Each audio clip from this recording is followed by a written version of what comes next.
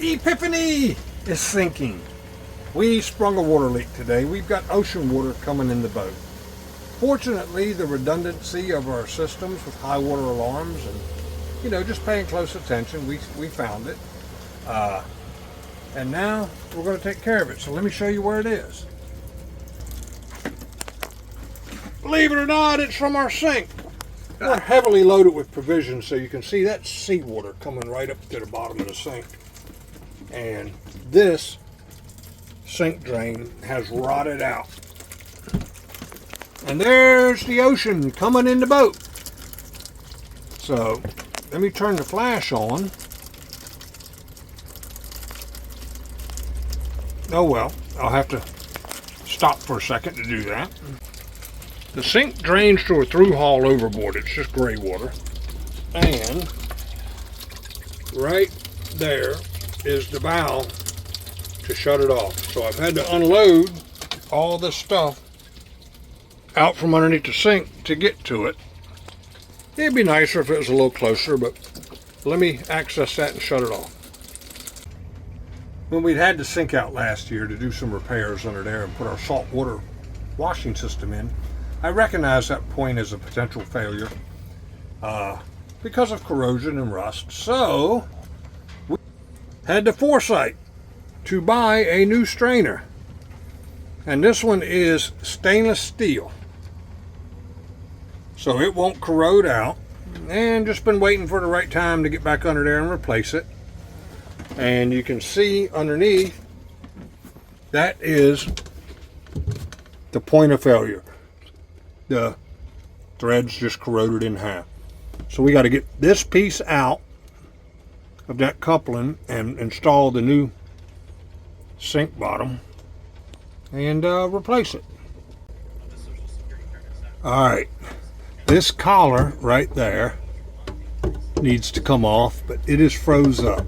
I've got it to turn a little bit. You can see the gasket's a little loose, but it is froze up from corrosion.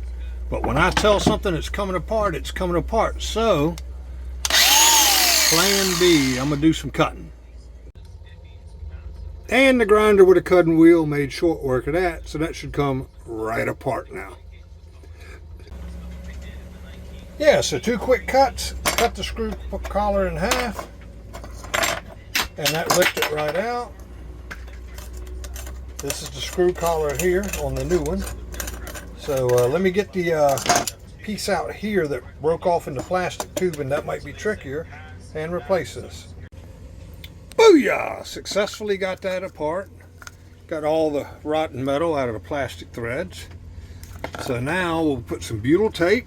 Did I say butyl tape? Butyl tape, butyl tape around the bottom flange where it sits in the sink, and underneath the rubber gasket and collar go to secure it. And then we'll attach the elbow back to the hose. So let me get the butyl tape working.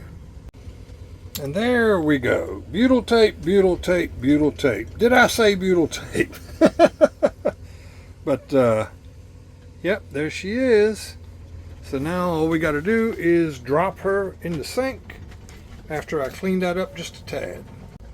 Now note to self, when you replace this, don't put the rubber gasket on this side, because if you do, when you install it, you'll have a lip here because it sits up too high and all the water won't drain, even when it's centered.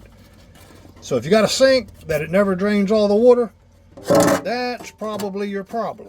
Do not put the rubber gasket there. Put it underneath and use plumber's tape or butyl tape, and then when that is sucked down tight, you can see it's below sink level, and water will go down the drain and not pool around the edges of your drain. All right, the drain's tight. You can see the butyl tape oozing out, which we'll clean up when we're done, but that means she's plenty tight. And now let's put the elbow on, hook the hose up, and turn the valve on. We put a little silicone on all this to help it seal and not be so hard to get apart again one day. But you can see where she's been dripping for a while. Success! She's installed. And you can see there's a little water in the sink. No leaks. Another project successfully completed.